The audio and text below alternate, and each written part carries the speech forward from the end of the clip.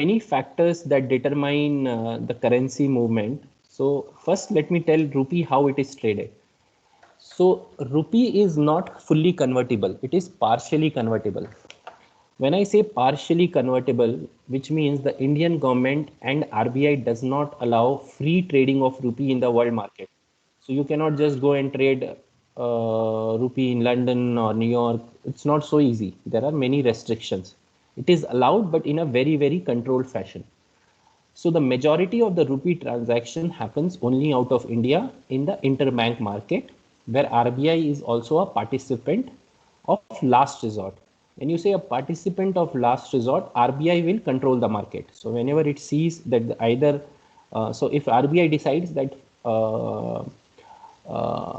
the rupee should be between 75 and 80 till end of 2020.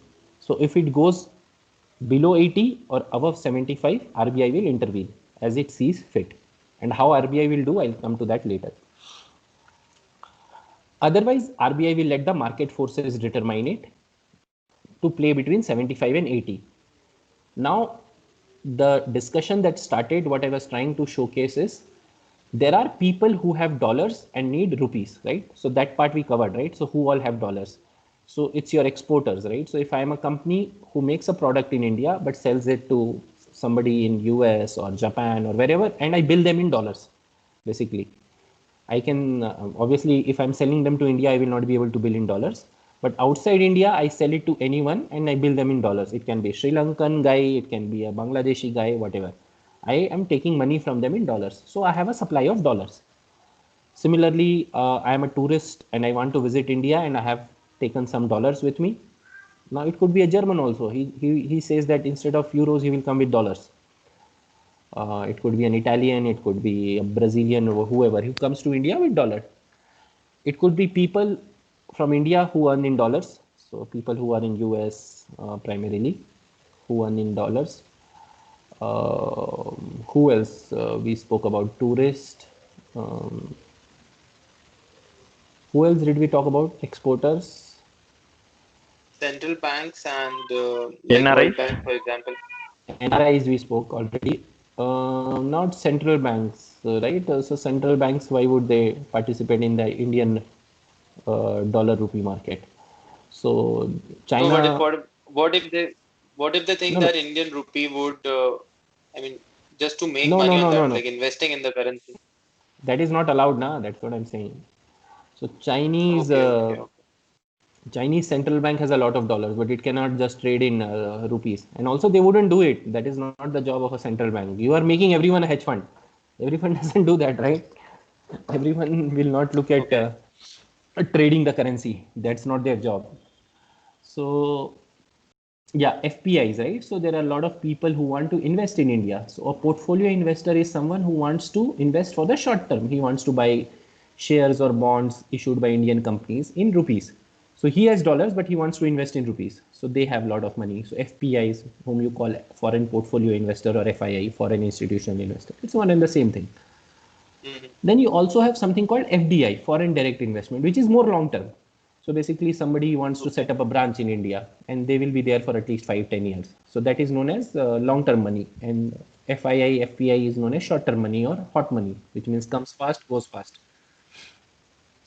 So these are all the And people who have in dollars. FPI, sorry, yeah, Nishant, in FPI, do they invest in equities and also in debt? Like for example, in government bonds and different things, or only in equities, like No, no, FPIs? they invest in bonds. So in government bonds, it was not allowed so much, or it was probably allowed, but now they made it more easier.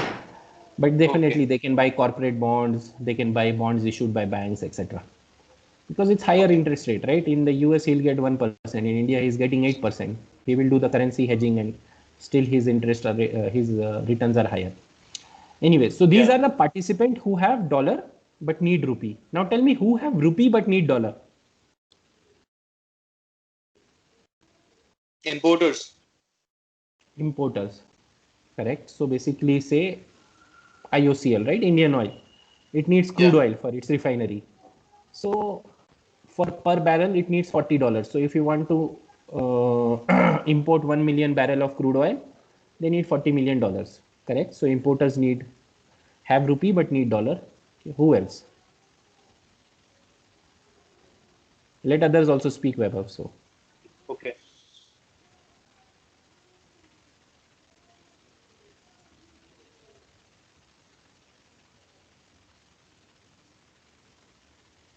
go on, guys. Bankers, no, they want to do international a process with their customers. Who's this? Venkat.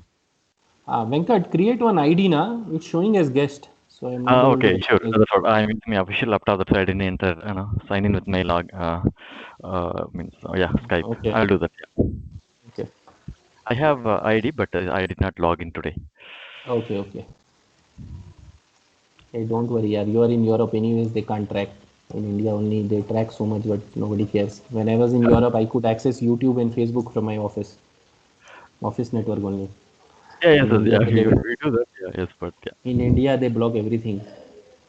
So in US, in Europe, so anyways, in France, it was very clear they cannot collect any data what I'm doing because it's GDPR and all.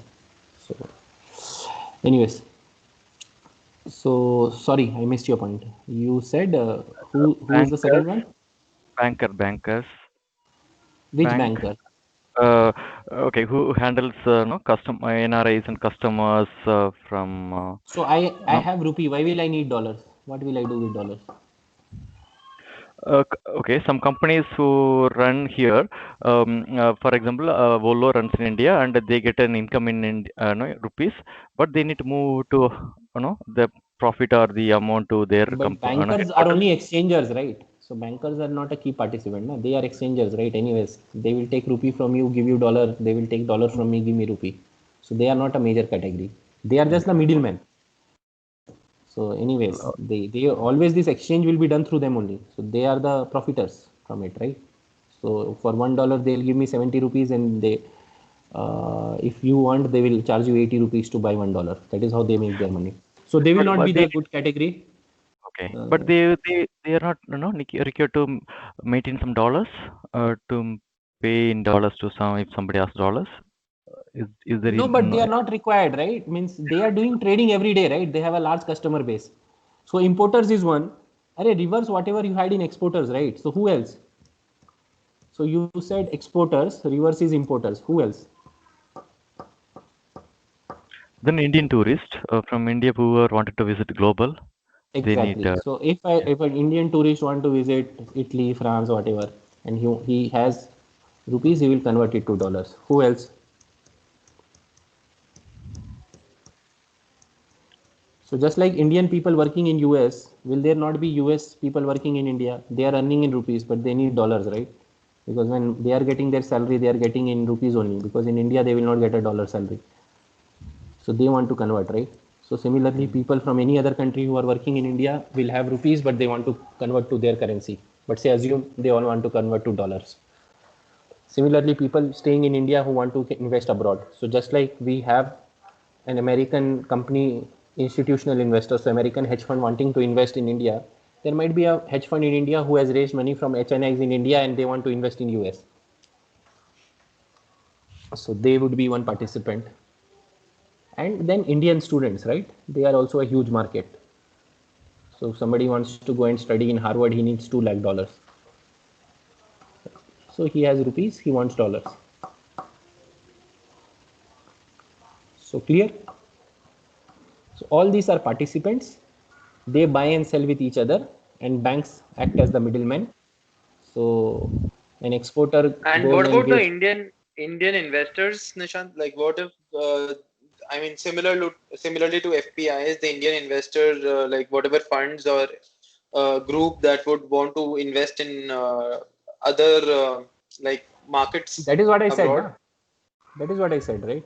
When I mentioned What about are they Indian called? investor. Is there a group like?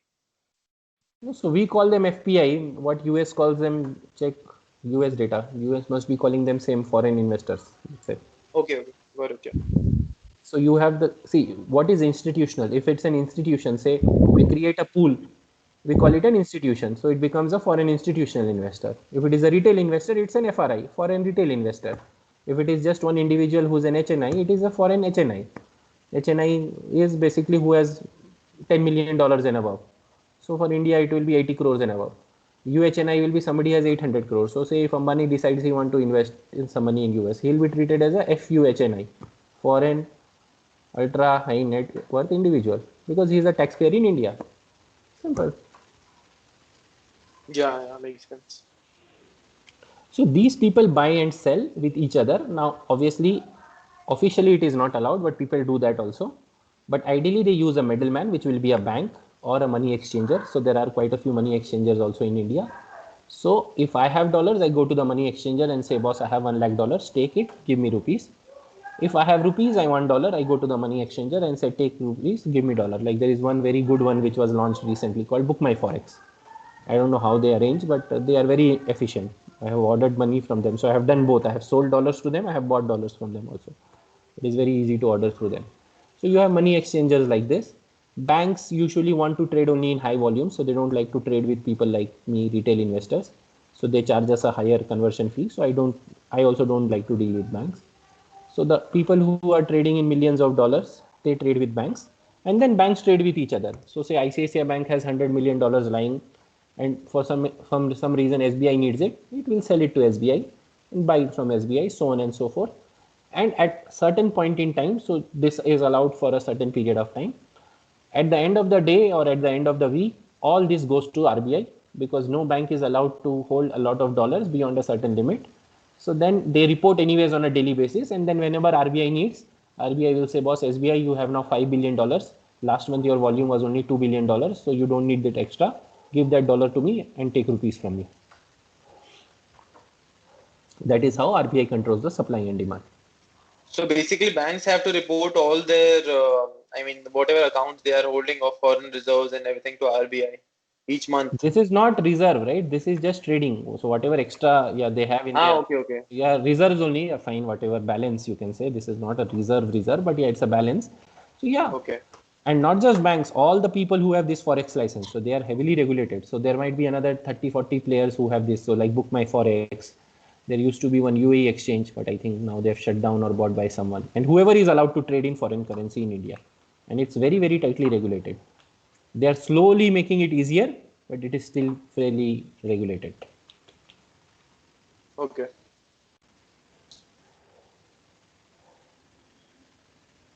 Questions, doubts? I think your original question was something else, right? From where you started, that how does RBI control or something. So then we will take it up tomorrow, because it's already 5. Yeah, we'll take it up tomorrow. No worries. Yeah. You come with your original question, because this was to make the list, but I think your original question was something else. And I think I'll have Kunal to wanted check to that say one. yeah, okay. Kunal wanted to say something. No, nothing. Fine. Go ahead, Kunal. I think you had something to say, na? No, nothing. Okay. Cool, then thanks everyone. Happy Independence Day. Enjoy the rest of the evening for you guys, or the afternoon, and we'll talk tomorrow.